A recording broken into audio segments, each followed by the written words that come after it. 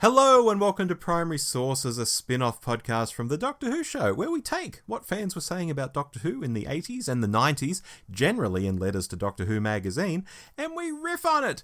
The conversation might stick closely to what's said in the letters, or it might go somewhere else entirely. This is podcasting without a safety net, folks. For this episode, I'm joined by my Doctor Who Show co-host, Dave. Hello, Dave. Hello, Rob. Here we are again, and I have a copy of Doctor Who magazine in front of me. Any guesses as to what it might be, or any preferences even? I think it's going to be 173. No. Lower. Ooh. Well, we could be here all night if we do that. So we're going back to the show's being broadcast times, are we? Yes, we are. And what number have we got? We are at number 132 of January 1988. I was about to say that must be bang in the middle of the McCoy era, so yes, it is. Where are we? We are just after season 2024, yeah. We've had one season of McCoy just. Okay, cool. Mm-hmm. So, let's start off with a short one, but I think we might have something to riff on here. This one's called, What Pilot? Could you please answer the following question? I've been following Doctor Who since 1973 and recently came across a reference to a pilot episode that was never shown. Can you help me in finding more about it? Darren Gregory, Blackpool, Lancashire.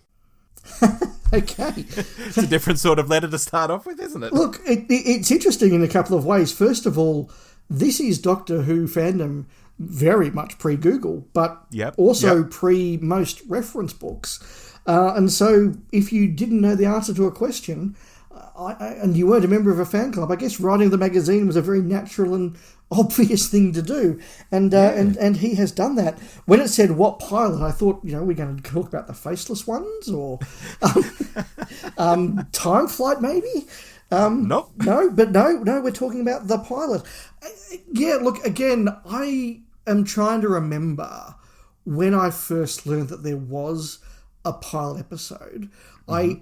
I know it would have been once I was a member of Organised Fandom, which was about the same time this letter was written. And I suspect it's when I first started borrowing audio cassettes from the local club's audio department. And the listing had An Unearthly Child brackets pilot, An Unearthly Child episodes 1 to 4.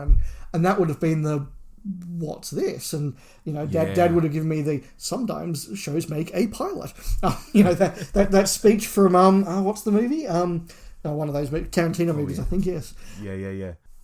So I sort of learned what it was. I think I saw it at a club meeting, a very scratchy copy.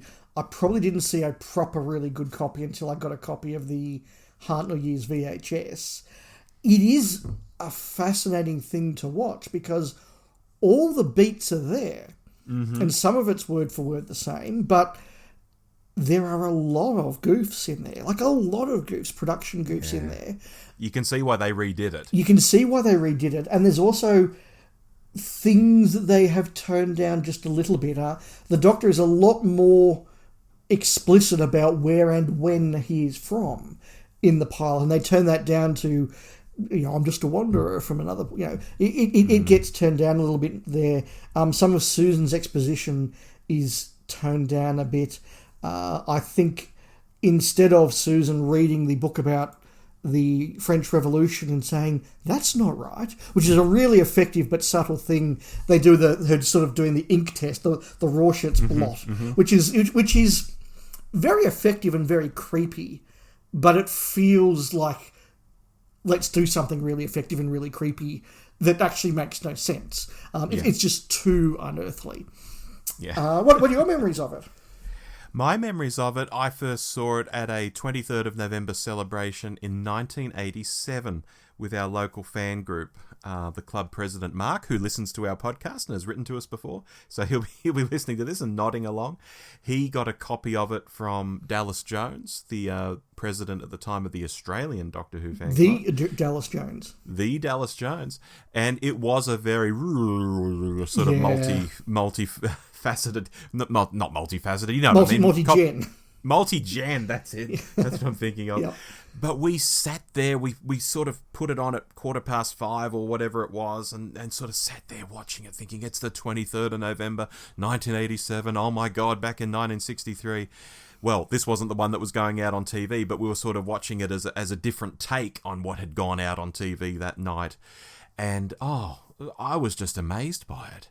That I could actually see this, because, folks, this was the days where you just couldn't get a hold of the pilot episode of Doctor Who. It just wasn't a thing unless you knew people. No, absolutely. As I discussed several months ago now on our main show when we discussed season 1, it is remarkable how many things we think about as being clear parts of the show are there on arrival, right there in the pilot. But again, you watch it and you can see how it's just not quite tuned quite right. And the second go they had absolutely is far, far better. Just from tightening the script, toning a few things down a bit, bringing it back into line, but also just not having the camera bank into everything every 6 seconds, and Hartnell dropping his clothes all over the place, and people missing cues. It's actually really badly done. Yeah. Shall we move on? We should. Letter 2. Letter 2 is called So What? I am writing about the connected subjects of the BBC Archive's dogged search for old episodes of the show, the BBC Enterprise's video releases, and repeats on television. Upon reading that Steve Bryant has obtained copies of 2 more missing episodes, I am tempted to comment, so what? After all, who is ever going to see these episodes apart from Mr. Bryant and whoever cleaned the prints up?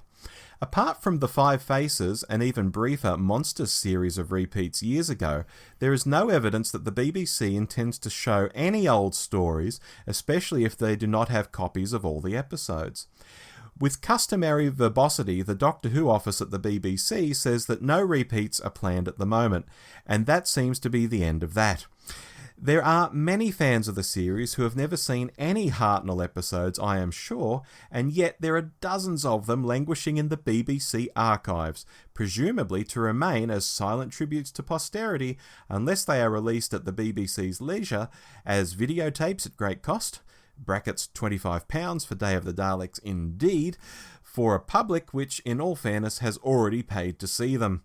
I know that old episodes are sometimes shown at conventions, but as far as I can recall, the DWAS convention cost £14 per day, plus any residential expenses, which is a little steep for younger fans, but must, in the absence of other alternatives, be their only recourse.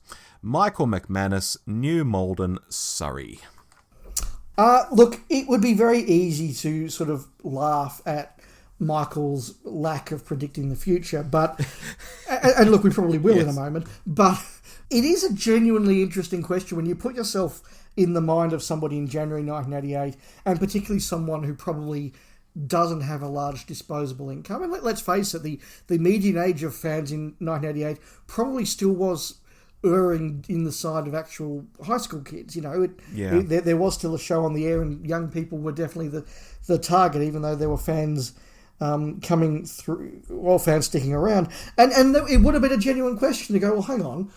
Okay, great. Somebody's found 2 missing episodes of a story I'm never going to see because it's not going to be repeated on free-to-air television, and it's probably not going to be released, and if it is, it's going to cost £25.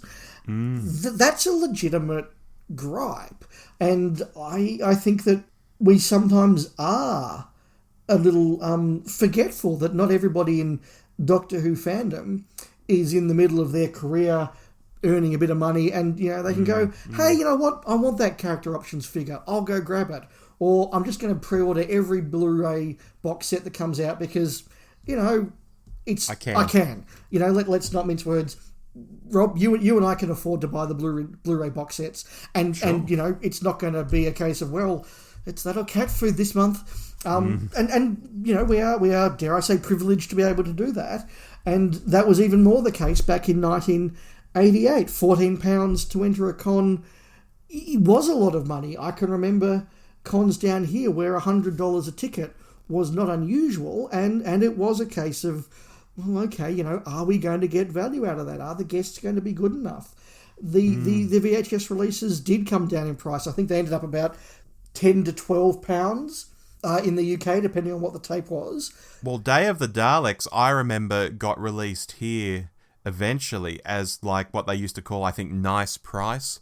And I think it was like about $19.99. Yes. Which is about £10, yes, I guess. That was when they were re-releasing some of those early ones as sort of just cheap and nasty copies. But an average tape here was $30. Yep. And again, when I was a teenager, I couldn't afford to buy every video. I really couldn't afford to buy any of the early ones. And after that, it's like, well, I want to see the Aztecs. I'll buy the Aztecs. I'll buy Tomb of the Cybermen. I'll buy the Years tapes because I get to see stuff. But I guess I'm not going to buy the Three Doctors because I can't afford that. I'm not going to buy Robot because I can't afford that. And of course, they were repeated here often, so I didn't need it. Which is a thing that's very different, but I kind of like those days, when I was younger and you only got things because you had a birthday or because you fell into some money somehow or whatever, and it made you very selective about what you had, and on the shelf there might be 5 videos or 10 videos or whatever, and that was your whole world, and it became very important. And now you can buy the Blu-ray box set of a whole season. It's like, oh yeah, I got the whole season. Yeah, absolutely. Big deal. the idea of completed sets was just something that only very, very rich fans who didn't have wives were able to afford. Did you say lives or wives? Both. Both. Yeah. That was a thing, and look, certainly I like you sort of remember very fondly when you'd earned those things and you'd selected something really special. But one of the great things about modern society is that we can go onto ebay.com.au and all these little things that I couldn't get at the time, I can now go back and go, ooh, I wouldn't mind having a copy of that now. So something like the Dalek Chronicles, which was the compendium of all those Dalek comics from the 60s, I would have loved to have had that as a teenager. There's no way I could have got a copy of that as a teenager, but now you go on eBay and you go, ooh, $20 plus postage. I'll have one of those, please. For me, it was Doctor Who: A Celebration by Peter Haining, the book I borrowed most from the local library as a kid, and then eventually I could just buy a beautiful, lovely hardcover copy of it. Yes, the one exception being I would have loved to have had the 30th anniversary pewter chess set, but that was worth hundreds of pounds back in the 90s. It is now worth thousands of pounds. So I'm not getting that anytime soon. But look, everything that he was saying would eventually happen, did eventually happen. This is one of those, give it a year. And the VHS will start coming out. Give it 2 years, UK Gold starts again. But again, you needed to have, particularly if you're a kid, parents who subscribe to satellite TV. So it wasn't the be-all and end-all either. I think that... it was just a different time, and easy as it would be to laugh at him, I think he made actually quite serious and valid points. Okay. Final letter, Dave, is called Impressed. Yesterday, I saw the USA tour bus, and I had a great time. Not only was the bus there, well, I hope it was there, but so were Janet Fielding and Sylvester McCoy to talk to us and sign autographs. The displays in the bus were quite good. I found the Sontaran particularly well done and almost frightening, but there were a few complaints. First, the console, which isn't even a full console. It was far too short. The picture in issue 115 made it look bigger than it actually was, and nothing actually functioned. Then there was the lighting on the masks. That wasn't very good. Finally, what sort of gun was the Cyberman holding? It certainly wasn't a cyber gun. While at the exhibition, I was happy to hear that a Doctor Who movie is truly on the way, with a hopeful release date of November 1988. I also found Janet Fielding and Sylvester McCoy very entertaining, and I enjoyed their stories of Doctor Who behind the scenes. I am sorry that Derek Duberry, issue 115, doesn't seem to want to share Doctor Who with America. After all, we do make a lot of money for the show over here, and I think that makes promotion in the US just as important as in Britain. Besides, you did have the Blackpool exhibition for 11 years. We only have the bus for 2 years. William Gearhart, California, USA.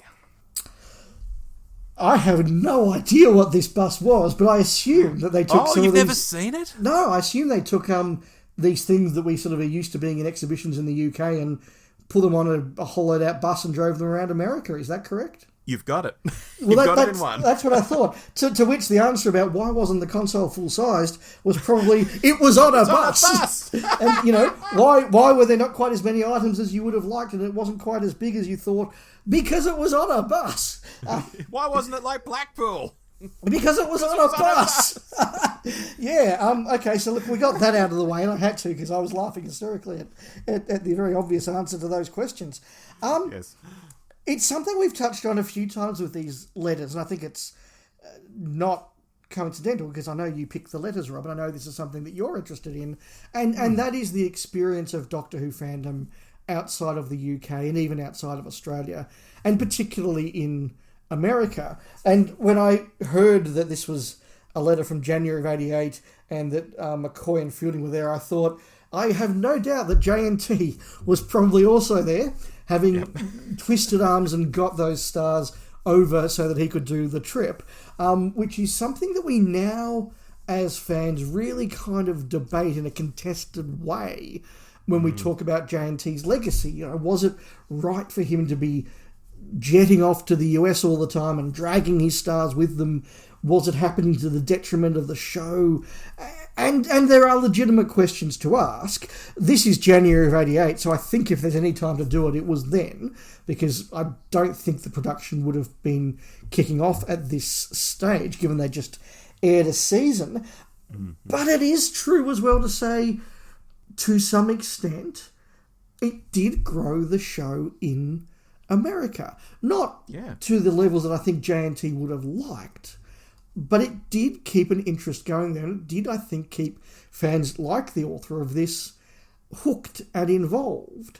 I think people like William have some different ideas about how to promote the show, though. He says, like, it should be promoted as much in the US as in Britain. Does William know that it's a public broadcaster making the show in Britain, and it's kind of a different vibe in terms of promotion than what he might think of as promotion over there in California? Yeah, and you know, there's also that old thing that how much can you promote the show and how much bang will you get for that buck? You know, even if you promote the show a lot in America, how many Americans will watch a slightly sad you know, very poorly budgeted show as I mean, you know, on PBS. And you know, look, season 24 had just been made, and that is, I think, in terms of value and budget, the low point of the show, and I would argue potentially in terms of story writing, also the low point of the show. And I'm not sure that even with the best publicity in the world, you're going to get 20 million people in America tuning in for trial of it, for Time and the Rani. That's just a reality. But they were loyal fans, and look, we didn't get a bus out here. I had to travel to Longleat. I had to travel halfway across the planet in 1991 to get to Momi and Longleat. So, you know, we didn't get a bus. I think it's just the distance, the tyranny of distance, because the fans certainly were here, but I think it was just too expensive to do. Yeah, no, absolutely it wasn't. And also just the time. I mean, the difference between a 6-hour flight each way and a 26-hour flight each way, at the end of which, you know, you've got Peter Davison just horribly jet-lagged and being monstered by fans at Maya. You know, it is a different proposition, but you know, we didn't get it. So look, yet another insight into just how different US fandom was, and in some ways they got things that we didn't hear in Australia, but in other ways they were probably more distant than we were here in Australia, because at least in Australia, at the very end of the day, we had our main our main public broadcast of the ABC on Channel 2, on free-to-air, regularly showing Doctor Who, which is more than, frankly, I think any other country in the world got. Yeah, maybe New Zealand was similar-ish. Maybe. I'm not quite sure they had as many repeats as we did, but they're probably closest. No, they didn't. You know, but they were closest. The UK got the show first, but they didn't get much outside of the new show. No, well, that brings us back to Michael McManus talking about, you found all these episodes, but I'll never see them. Wow. It just was a different world, wasn't it? It was a different world, Dave. And on that note, thank you for joining me. My pleasure. We'll be back next month with a guest. We will, but until then, I've been Rob. And I've been Dave. Goodbye. Goodbye.